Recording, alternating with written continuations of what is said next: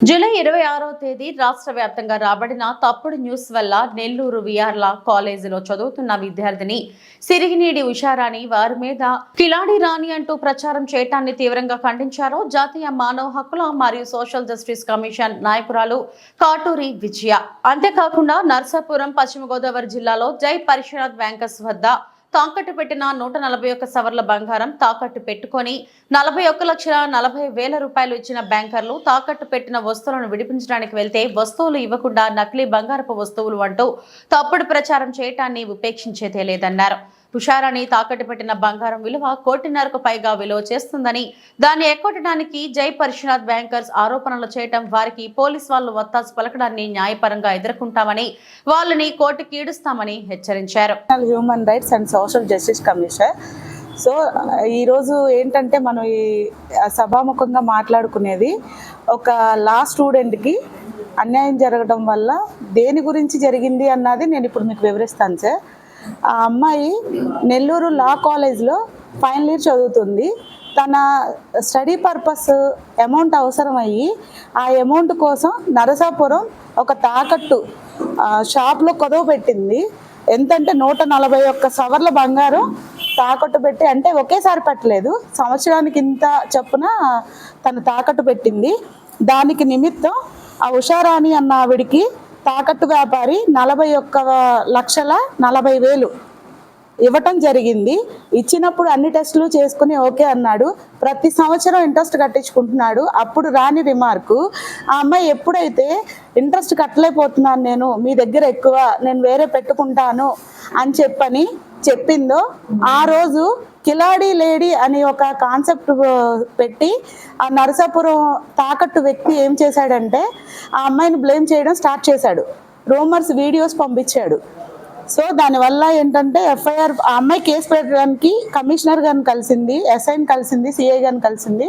వాళ్ళు ఎవరు పట్టించుకోకపోవడం వల్ల వీళ్ళు వచ్చేసి అమ్మాయి నెల్లూరు హ్యూమన్ రైట్స్ వాళ్ళని సంప్రదించిన తర్వాత దీని విషయం పరంగా అన్ని లావాదేవీలు చూసి ఏం జరిగిందన్న తెలుసుకుని ఎవరిది మిస్టేక్, ఆ అమ్మాయి కట్టిన ఎవిడెన్స్లు, గోల్డ్ పెట్టినవి అన్నీ ఉన్నాయి.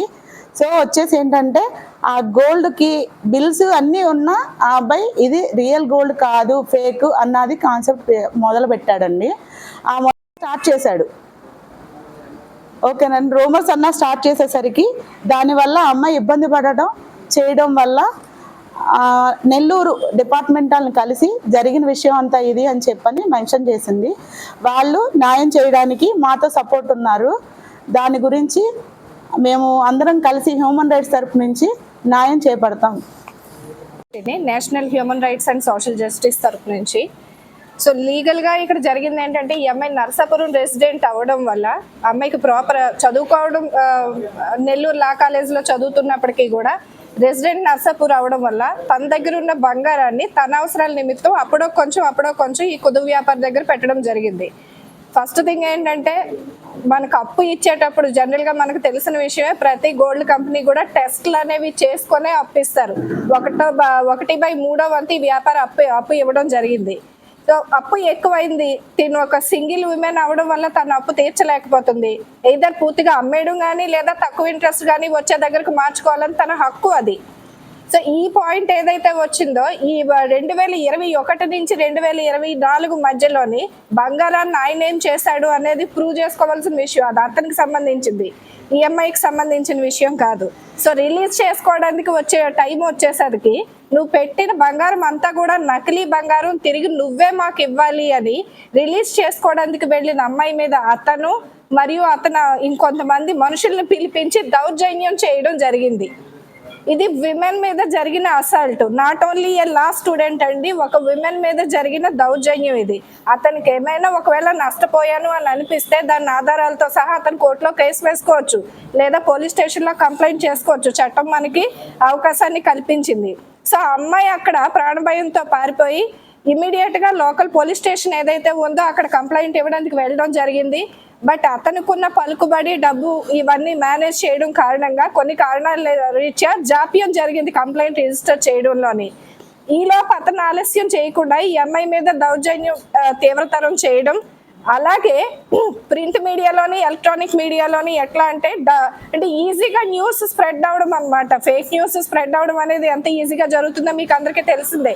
సోషల్ మీడియా చాలా ఇమ్మీడియట్ గా స్ప్రెడ్ అవుతున్న విషయం కాబట్టి కిలాడి లేడీ అనే కాన్సెప్ట్ తోన అంటే ఫేక్ గోల్డ్ తినిపెట్టి చేయడం జరిగింది.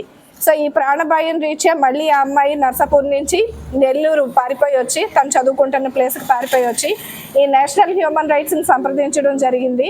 సో తన దగ్గర తను కరెక్ట్ అని ప్రూవ్ చేసుకోవడానికి ఈ అమ్మాయి ఉషారాణి తనే కరెక్ట్ అని ప్రూవ్ చేసుకోవడానికి సరిపడా ఆధారాలన్నీ తన దగ్గర ఉన్నాయి. కాని పక్షంలో ఆ వ్యాపారం ఎంతవరకు కరెక్ట్ అని ప్రూవ్ చేసుకోవడం అనేది అతనికి సంబంధించిన విషయం.